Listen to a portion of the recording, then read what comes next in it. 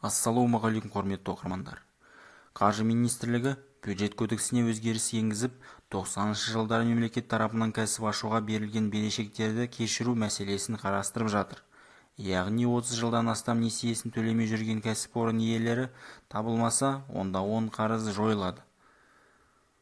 Бұл өзгеріс тек заңды тұлғаларға ғана байланысты күшіне енбек. Мұндай несиелердің мөлшері қазір 120 миллиард теңгені құрайды. Биліктегілер кезінде жергілікті әкімдіктер мен үкімет қарыз берген несиелерін табу оңай емес екенін айтты. Себебі 90-шы жылдары көп кәсіпорындардың бизнесті сәйкестендіру нөмірлері жоқ болған. Қаржы министрлігі жыл сайын есеп бергенде бұл берешектердің статистикаға кедергі келтіретінін айтады. Сол себептен де заңға осындай өзгеріс енгізбекші.